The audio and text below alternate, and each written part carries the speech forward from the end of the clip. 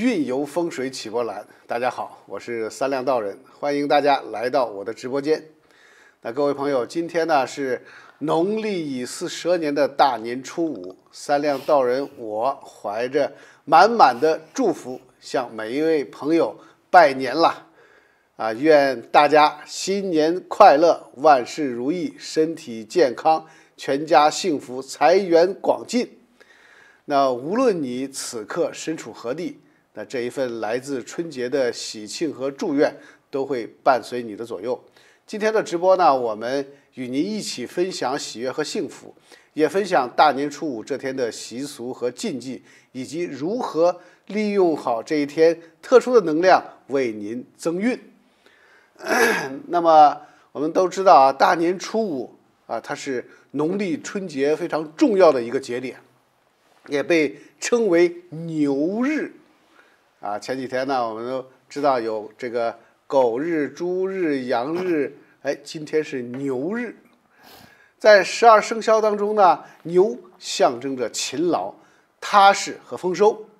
那因此呢，这一天不仅有特定的传统习俗，还与驱除晦气、迎接财神等重要活动密切相关。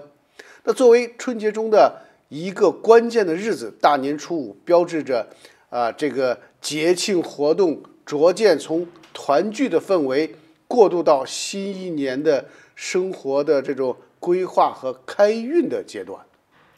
假期快结束了，对，该规划规划，收收心，是吧？该干嘛干嘛了。对，回归到正常的生活当中了。那在这里呢，我将详细的给大家解析一下大年初五的习俗禁忌，并提供具体增运的方法，帮助您呢通过这一传统的节日，为新的一年开启好运的气场。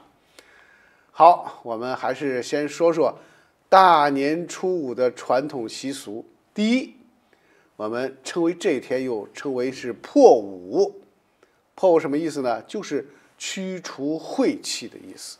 那大年初五习俗称为破五，意思呢是春节期间的一些禁忌从这一天起被打破了。那在前几天的欢庆当中，人们会尽量的保持家宅清净，不动杂物。那而初五则是一个释放和清理的时刻。那这一天主要是通过清理垃圾、燃放鞭炮等方式来驱逐不好的运气，迎接全新的开始。那也就是说，之前几天我们一些不能做的事情，对，比如说我们讲过，连这个燃放鞭炮的这个碎屑，都是尽量不要去扫它的。对对对。家里面呢，也不要搞大的扫除。对。那这些就是从今天开始，这些就都可以做了。对。那么我们讲讲这个破五的方式。那首先呢是清理垃圾了，就是我们前几天堆积的这放的鞭炮的碎屑呀，屋内的这些垃圾呀，我们都可以在这一天这个把它彻底的清理干净。确实5、6天了1个星期了，象征着扫除过去一年的晦气。然后呢，还有一个重要的一个仪式是什么呢？燃放鞭炮，就通过放炮的声响驱赶霉运，同时呢，营造新年的喜庆氛围。这个我知道，这个为什么呢？小时候这个还是他对这个放鞭炮特别感兴趣。你看，我们就直播的这会儿，你听外面这个小朋友们噼里啪啦噼里啪啦还在不停的放炮呢。对，我说为什么这个印象非常深呢？当时我的家庭里边，就是对这种传统习俗是比较重视的。当时我就发现这个，年30之前我都发现了，就是我爷爷买回来的那个鞭炮，是不一样的，大小不一样。大小我们管这个鞭炮叫多少头的嘛，我们那叫多少响，对吧？对，有1000响的、3000响的、5000响的、1万响的，对，甚至还有更夸张的了几万，对，几万响的那种，对，一挂炮得一挂鞭得放10来分钟的。我当时就发现这个鞭的大小不一样，所以当时就问过这个事情，问过这个长辈，问我爷爷我说这个后来我爷爷就给我讲，就排得很清楚哈，就是年30晚上就过年的当天，除夕的当天，是要放一卦大的，很大的一卦，对，然后这中间排的不一样吧，然后我就记得很清楚，就是第一卦边很大，最后一卦边很大，就是初五的这个。初五，看来我觉得它不仅是放鞭炮，可能还是李老师您讲的，就是它这一天还是一个非常特殊和重视的这样的一个。对啊，它也是为了迎接新的一年的这种正规生活的开始。所以说呢，初五这一天，我们传统文化里边是必须要放这个鞭炮的。这个呢也是起到什么呢？一个开市的准备。开市对于经商者来说呢，的破五标志着春节假期的结束，意味着商铺重新开市或者是筹备新年的计划。所以说呢，这个在开市之前，一般都放在初五，迎接这个财神爷，在这一天呢，开市放炮也是起到一个吉利财源滚滚、日进斗金的这种意义。这个除夕那天我们是辞旧。对，放一卦大的。对，今天我们是迎新，迎新了，也要放一卦大的。对，这个连财神爷都开始上班了。是这样的。好，进入直播间的朋友们，我是三亮道人，大家有什么问题，请加入我们的交流群，稍后呢，我会给大家免费解答。说到开市呢，我们都想发财，那我们会供什么呢？供财神爷。所以这一天是我们迎财神的日子。那大年初五迎财神是春节期间非常重要的仪式之一。那传说这一天呢，财神生日，那迎接财神爷能够为家宅和生意带来好运，所以呢，家家户户都会在清晨进行隆重的祭拜仪式，祈求新年财运亨通。昨天我们还在说呢，不是清晨了哈，这个抢头目，心急的已经在昨天晚上都抢过了。那有的心急的会在这个初四也会请财神。对这个迎财神的这个仪式呢，我们需要布置一个供桌在供桌上摆放象征财富的贡品，比如说发糕、橙子、糖果、酒水等等，的寓意富贵和甜蜜。另外呢，我们还要焚香点烛点燃香烛以后我们在香烛上点燃香，然后插在香炉里边这个请财神爷这个临堂为自己家的这一年的这个财源广进提供这种好的福佑所以呢，家人应依次跪拜，心中默念财源广进、生意兴隆这些好的吉祥的愿望。再一个呢，也可以，如果实在没有地方这个摆放财神爷的，可以贴个财神爷的画财神爷的这个画的神像，在家中贴财神爷的画呢，或者摆放着财神爷的这种摆件它都是象征着财源广进迎财进家。那既然今天是我们这个财神爷的生日又是我们开市，很多生意事业又要开始忙碌了，那大家肯定都有一个我就说大家的本能嘛，都希望能有一个好的发展，能有一个好的这样的一个财运。但是我知道，在中国的传统文化里面，其实财神是一个既是特别受大家欢迎的和敬重的这样的一个神，但同时呢，也是一个还挺复杂的，好像这个财神还挺多的。然后呢，好像用我们世俗的话来说，分工还不太一样。所以说这个，我想着这个道长是不是也给我们讲一讲，在这个财神爷的生日这一天，讲一讲财神爷的一些知识。那我们就说拜财神，既然中国的财神有那么多好像有文财神、武财神，是吧？刚才我们还讲到了这个文财神还不止一位，武财神也不止一位，对吧？是这个掌管的财运呢，好像也还略有区别。我想着这个借这样一个这么好的一个日子，财神爷过生日的日子，给我们大家普及一下这方面的知识，让我们在去祭拜财神的时候，能够选择最合适的，对吧？这样的话可能起到的作用不是更好一些吗？对啊，首先呢，我们请财神要看你的行业是什么样的行业。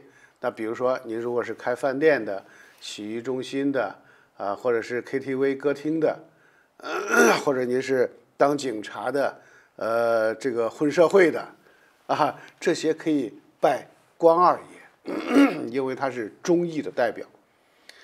那这是五财神，五财神是有关二爷、关公和这个赵公明。赵公明是那个黑脸的，骑着一个瑞兽，拿着一个降魔锏，然后他们两个是五财神。这两位都是五财神。对，这个当然，如果你是搞这个很普通的生意，或者是文人啊，我们可以请文财神。那文财神有这个比干、范蠡、王亥啊这几位财神。这几位也都是历史上特别有名的一些。我们总体来称为就是五路财神，东南西北中，五路财神。那么如果你是做这个比如说开商店的、超市的啊，这种就是相对来说比较正常的这种生意，做贸易的啊，或者进出口贸易的，都可以供这个文财神。文财神长什么样呢？文财神一般都是笑脸可掬，戴着这个官帽，然后手里边端着大个的元宝对，那这就是文财神。那实际上大家去这个，比如说想在家里面设一个财神的神位啊，再去选择去请一些财神的神像的时候，其实也应该有所选择。首先是要看你做什么行业，然后请什么样的财神。请的时候呢，就要请这个道家的师傅啊，给这个神像开光加持，就是给他注入灵魂。就像人一样，人如果没有灵魂，那就是行尸走肉。你问问每个人，看谁敢说自己没有灵魂？没有灵魂就是行尸走肉了。神像如果没有开光，它就是一个艺术品。那开光就是给它注入神灵，才会灵验。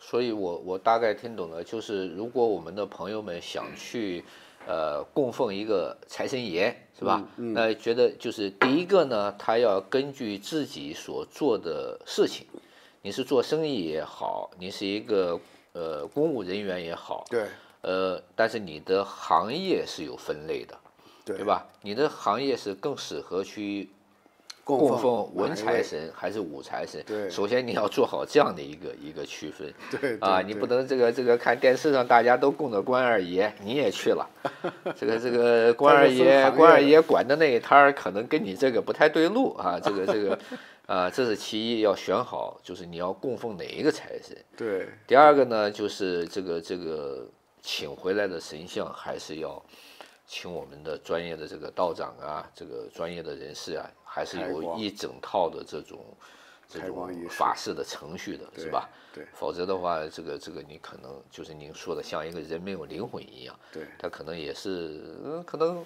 摆在家里，因为经常有朋友有这种纳闷。前一段我们在讲聊这个吉祥物的时候，也在说那我也请了一个什么什么，然后我天天也随身带着，是吧？为什么我感觉好像没有什么特别灵验的作用呢？那就是有时候就是这样，一个是你方向对不对，你选的东西对不对，你的程序还对不对的，对吧？否则的话，可能都会影响的。另外呢，摆放财神爷也是很有讲究的。您指的是位置、方向这些？方向、方位。那像武财神，一般是正对着大门入门的这个地方。武财神。对，你比如说，开武馆的，开就是像那种饭店，洗浴中心，这个歌厅，是要一入大门正对的位置。就指的是关二您的这爷是要个您的这个建筑的大门，就是进来的进来入户门入户的大门正对着。正对着，它这个正对着这个入户大门，而文财神是不可以正对大门的，只有武财神关二爷可以正对大门。文财神就不行。对，但是文财神关二爷如果细心会发现，关二爷的这个有站相，有坐相，有夜读春秋捋着胡子，看着这个这个春秋这个书，读春秋的这种坐相，有这个坐相，还有拿着大刀的那种站着的，还有这个站着拿着大刀，还有坐着拿着大刀的，还有站着这个大刀在后面背着的，有好多种，这就是还有很多说法。您说这每一种不同的说法也是不一样，咱就说武财神吧，就是刚才我们讲的关二爷的这种不同的姿态的这种神像，对，它的是不是供奉方法也是不一样的？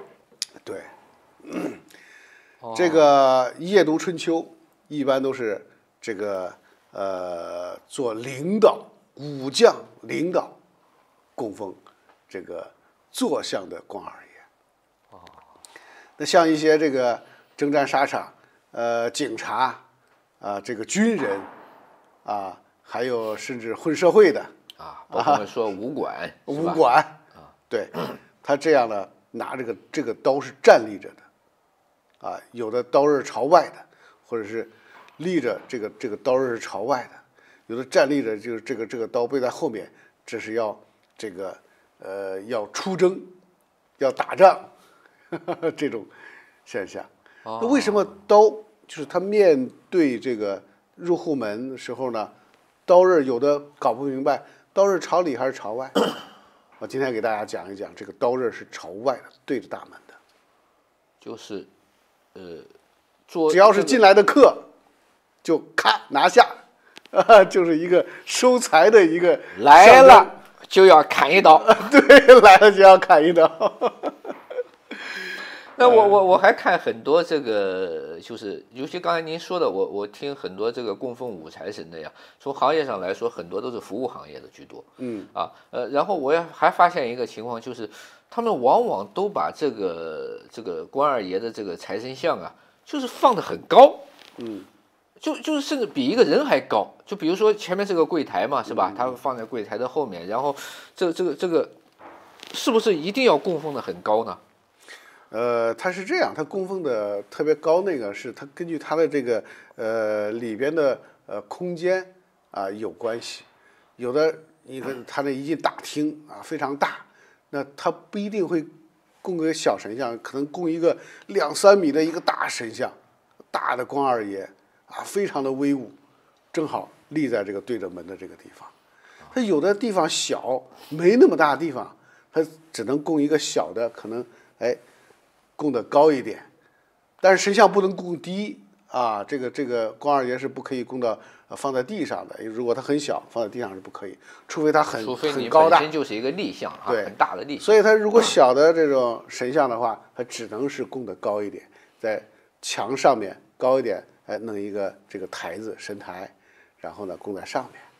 这是地方小的，是根据这个环境空间大小所限制的。哇，那实际上还是有非常多的讲究的。那我们今天既然聊到了这个供奉财神的这个话题了，我们索性就帮朋友们把一些可能遇到的问题都给大家考虑到吧。那我想呢，就是说，那如果朋友们在自己的家里呀，或者自己公司办公的地方呀，这个去设一个这个财神的神位了，是吧？然后日常去祭拜。那在这个设完以后的这个日常祭拜的过程中，有哪些禁忌呢？比如说哪些在这个，毕竟我现在这个房间里边有这样一个神位了，神像了，那么有哪些禁忌？有哪些不该做的事儿，不该说的话？对吧？会亵渎了神灵，会冲撞了神灵，对，有没有这样的一些讲究？首先呢，这个供神像是不能供在卧室、厕所、厨房这些厨房咱们说了一个例外，只有一个例外，灶王爷。对，那个餐厅也是不要供的。这个所以说呢，家里要想供神位，一定是找这个专业人士，比如说风水师啊，来咨询看一看这个神像，供在家里是什么位置。但是有的确实不好找啊，现在有的住的房子也比较拥挤，啊，这个位置也不太好找。所以说一定还是要找这个师傅先咨询咨询。这是方位上的一个讲究。方位上的一个讲究。那一旦供上以后呢？供上以后呢，就是这个关二爷啊是可以供酒的啊，酒，这个，因为关二爷喝酒啊，这个性格本身就是武比较将嘛，很武豪爽将嘛，很豪爽啊，可以供点这个水果甚至一些这个肉食，但是这个供这个，如果您是单独供这个，关二爷可以供这个肉食，就是我们说荤菜了，对吧？荤菜。那如果是这个和观音菩萨在一个供坛上，那这个时候就要忌讳了，尽量的不供这个荤菜，尽量的供一些水果呀、点心呐，这些就可以。关二爷一个人的时候是可以吃肉的对对对，因为和这个观音菩萨供在一起，要考虑到这个观音菩萨的这个感受。这是贡品上的一些讲究。这是贡品上的一些讲究。再一个呢，贡品水果里边不能供梨和李子。梨所有的贡品里边和李子，梨和李子是不要供的。那可以供一些像什么葡萄、香蕉、西瓜、苹果苹果、橘子、橙子，都可以。就是这些都是可以的。水果也要有选择。有选择。一般呢，你供个3样5样都行。3样5样的这种，这个样式都可以。那这个就是香烛呢，这些方面呢？香烛的话，一般用这种檀香、沉香都行。这个普通的草香也可以。香是什么呢？就像我们打电话一样，沟通神灵。有烟呢，袅袅升起，和神灵沟通。我们需要上个香。我们知道这个和神灵沟通，有这个喝酒能沟通，音乐可以通神，香能通神，火可以通神。所以用这方法上香是用什么香都行。那如果我们供了一个财神之后，这个上香的时间呀、周期呀，有没有什么讲究呢？一般情况下都是早上起来早晨起来以后，一定要先洗脸、刷牙、漱口，就是洗手净手净面，完了以后，然后这个第一件事就是上香。男性最好都是男性上香。那女性想上香怎么办呢？在月经期间是不可以上香的。月经期间，这个尽量的避免，也就是初一十五也尽量的避免，不要上香。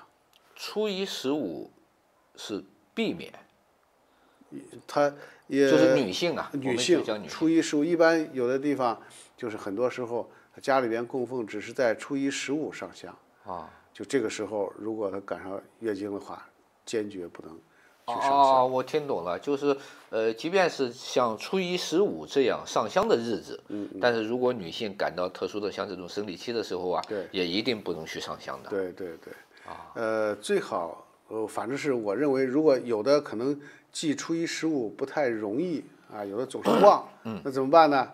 就是每天早上第一件事儿，洗完脸、刷完牙以后，第一件事就是给神像上香，上完香，然后再去工作呀、上班呐，这是最好的。就是在家里边如果供奉的，如果在你的商店里边、店里供奉的，就是你上班的这个第一件事儿，洗手、洗脸，给这个神像上香。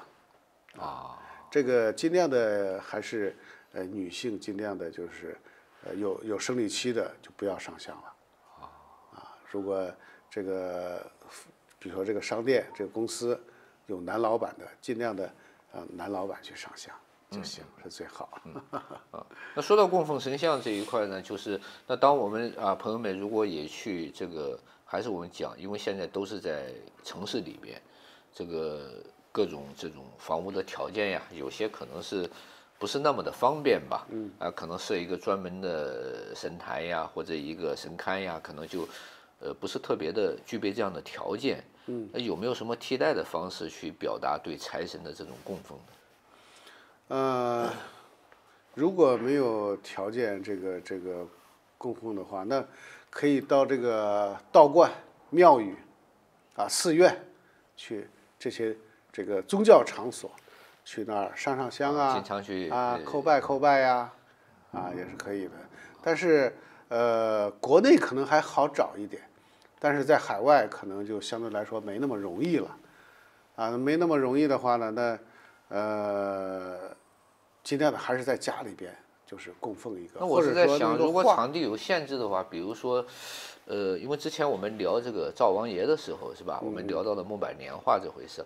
那如果说，那我去请一个，请道长开光加持过的一个财神像，可以画像这个画像供奉在这个挂在墙上也是可以的效果是一样的。甚至我看还有这次就是从网上看的了，还有一些所谓的一些更方便的有些把一些这个印有这个财神爷画像的神像的这样的一些卡片呀，有金属的，有塑料的，各种材质的吧，我很喜欢放在钱包里边，有些也是开过光的，或者是找道长这个画一个这个财神爷的这个符，招财进宝的符咒。就是随身专门做一道，请一道这个招财进宝的符，对，日常携带就是放在这个手机壳里边这个随身携带，这也是非常好的都是一样的效果。行看来，所以我说这个今天借着这个财神爷的生日嘛，我们既然聊到了这个财神爷，那我想可能也有很多朋友，我们都希望自己的能够财运亨通。那还是我们道长经常提醒大家的，就是你既然信了，就一定要用正确的方法来信，对吧？让它真正的起到效果嘛。对，是这样。好，那除了咱们这些供奉还可以在饮食上面我们这个能增加这种福运。饮食上面呢，比如说这个吃饺子它可以招财进宝，因为饺子是大年初五的必备的美食必吃的美食。那形状呢也像元宝，象征着财富和福气。那特别呢是初五这一天吃饺子，不仅是一种传统，更是一种寓意新年财源滚滚的增运的方式。所以吃饺子呢也是有讲究的。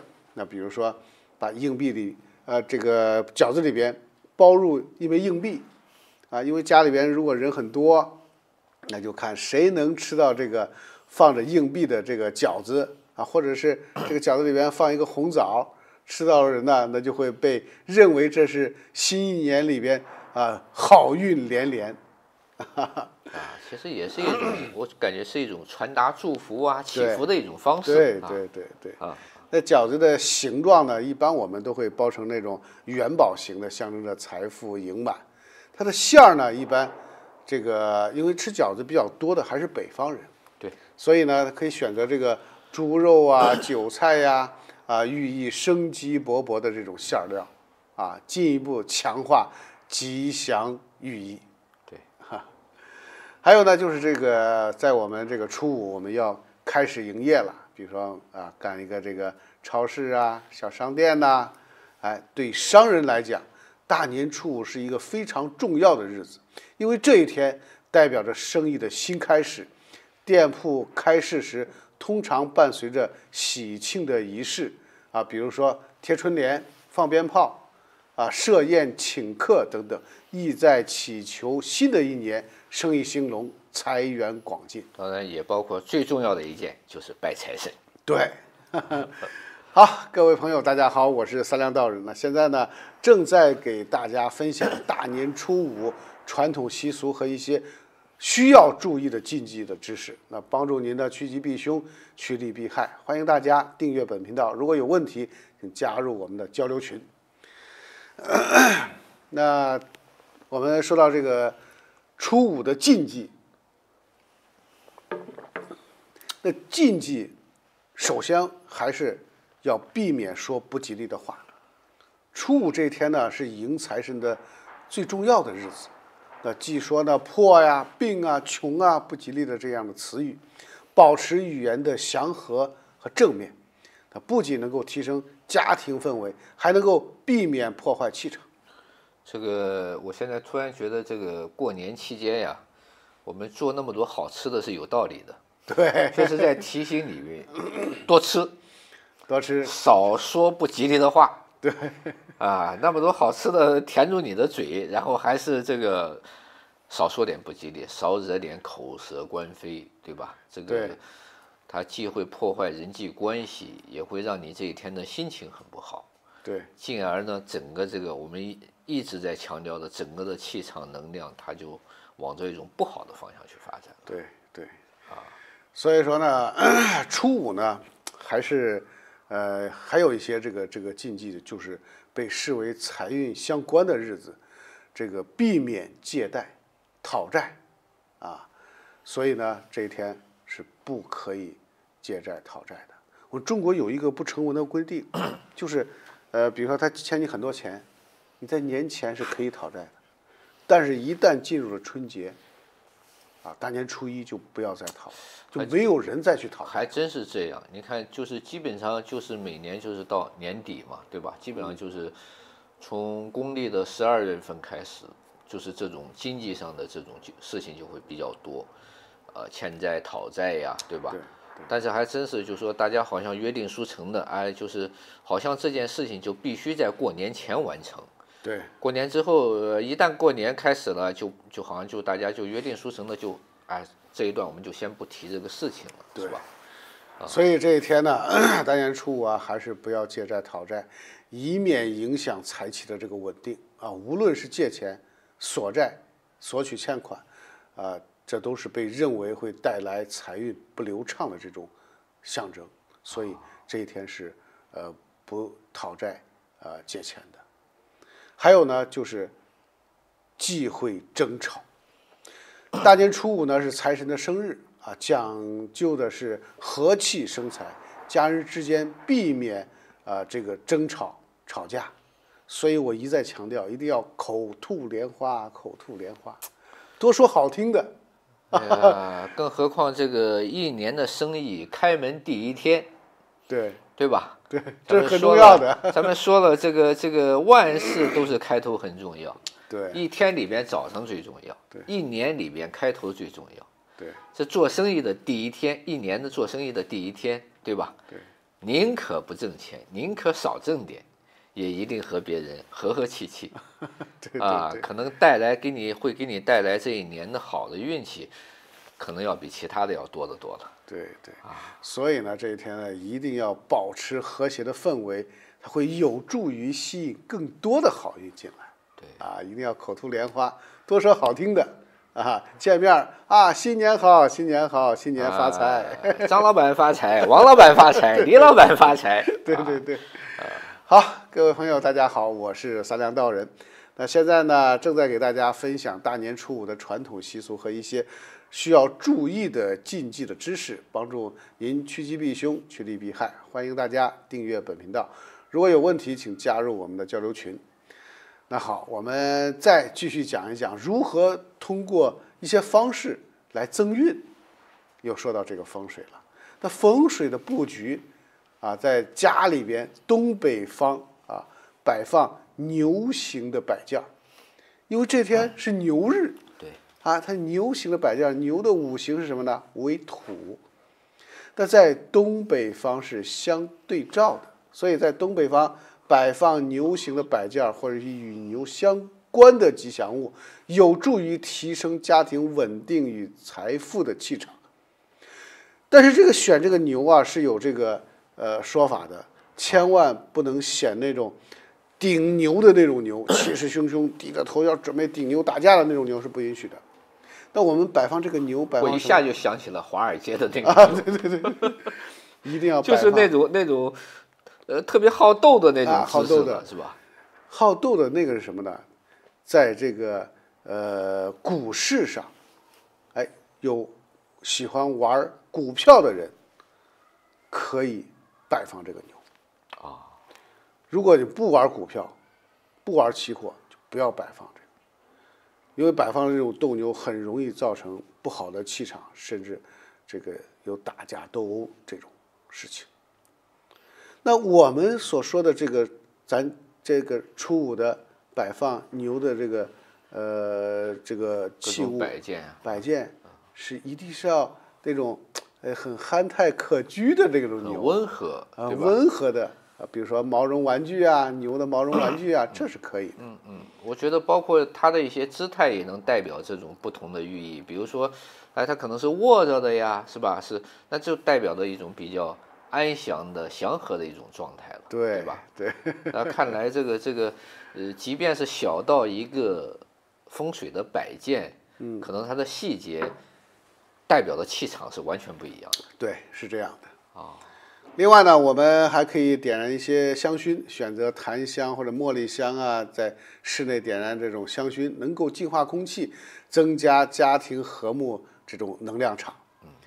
还有呢，就是摆放一些金元宝，能够提升咱们的财运。那在家中的正财位，通常呢是西北角，放置金元宝、铜钱，这象征着财富、财源滚滚。上一次我们也给大家这个解释了这个铜钱也好，金元宝也好，大家可以不必过于较真的理解成这个铜钱就必须是必须是北宋的、南宋的对真东西是吧？金元宝我想有些也可能是一些工艺摆件，铜的，对，铜的呀，金属甚至塑料，它是那种金黄的颜色，元宝的形状。对。但是重要的是什么呢？重要的是它不是真的不要紧。但是有一些我们道家的一些相应的法事和程序，你最好还是要去履行的，这样能让它有更好的这种能量嘛。对，这个像那个在网上买一些这个金的元宝，也是挺沉的，很像真的。再经过这个道长的加持开光，这个效果就非常的好。对。那除了这些，我们还可以养一些水养的植物。比如说发财树啊、富贵竹啊，放置在家中的东南角，能够带来生机勃勃的这种财运。还有呢，我们可以在这饮食上面也可以这个增运。比如说我们吃饺子，饺子是在我们北方就是招财进宝，选择这个形状饱满、口感鲜美的饺子，寓意满满。还有发糕，步步升高。初五呢吃发糕，有助于事业上、生活上蒸蒸日上。那年糕呢，代表了生活甜蜜和家庭的和谐。那水果呢，我们可以吃一些橙子，这个大吉大利，初五在家中摆一盘橙子，有助于提升财运与喜气的这种氛围。那苹果呢，又寓意着平平安安，象征着平安幸福，适合初五和大家共享。我突然想到这个苹果和橘子的颜色也特别好对，也是我们在过年期间特别喜欢的红色呀、黄色呀这样的颜色。是这样的另外呢，我们在穿搭上呢，也可以有这个开运的这种色彩，比如说这个幸运色红色。红色呢驱散不良的气场提升整体的运势。那黄色与棕色牛的五行为土，它本身也是黄色，土为黄色嘛，所以说呢，这个也可以用黄色、棕色为其幸运颜色，能够增强稳定性与财运。对。那在这个还可以我们搭配一些红色的围巾手链或者黄色、棕色的服饰，相互之间的呼应，那既时尚又充满了节日的气息。好。各位朋友，大家好，我是三亮道人。那现在呢，正在给大家分享大年初五的传统习俗和一些需要注意的禁忌知识，那帮助您趋吉避凶、趋利避害。欢迎大家订阅本频道，如果有问题呢，加入我们的交流群。那我们呢，这个最后呢，给大家再讲讲这个行善积德来增运。那牛象征着这个勤劳与奉献。那因此呢，大年初五积累这个福德，不仅能够积累福报，还可以带来更多的好运和祥和。捐赠物资啊，将多余的这个年货呀、衣服啊，捐赠给需要的人，为新的一年积累福气。还有帮助邻里，主动关心周围的亲朋好友邻里，加强人际之间的关系和和谐。其实我们包括道长，我们从大年初一开始一直讲了今天初五，我们再给大家讲一些传统的习俗也好，禁忌也好。其实听来听去，我们在说，就是老祖宗的这些智慧，其实都是在告诉我们一些很基本的道理。比如说，我们人你想得到好的发展，那你和天地和环境，你是需要和谐的，你是需要顺应的，对吧？这可能就是我们这么多习俗、这么多禁忌知识，希望带给大家的，就希望大家在了解了这些。更多的了解了这些习俗和禁忌知识以后，能够把它用到我们的日常生活里边。那我想道长，其实我们的这个今年我们在乙巳蛇年这个春节期间，我们这个5天的直播，看起来是在告诉大家，在春节期间是有哪些禁忌也好、习俗也好。那其实这些一旦我们接受它、了解它、认可它，我想更多的可能一年是365天的，一生是很多年的，对吧？可能只有我们每一天都去像过年这几天一样，去让自己有这么多敬畏，有这么多顺应自然、顺应这种和谐的这种相处的这种趋势的行为，那可能我相信才能真正的让我们的一生充满各种好运啊！对。所以呢，大年初五我们这个又称为牛日，它是春节非常，意义非常非凡的一天。那这一天的习俗呢，如破五迎财神，吃饺子，既是对中华传统文化的延续，也是为新年开运的重要方式。那通过合理的风水布局、饮食选择、祈福仪式和善行积德，我们能够提升自身的整体的运势，为新的一年注入更多的幸福与财富。这个最后呢，祝愿大家这个大年初五这一天，驱除霉运，迎接财神，开启一段富足美满新年的旅程。在影片的最后我再次为各位拜年，祝福大家新年好，福生无量，天尊。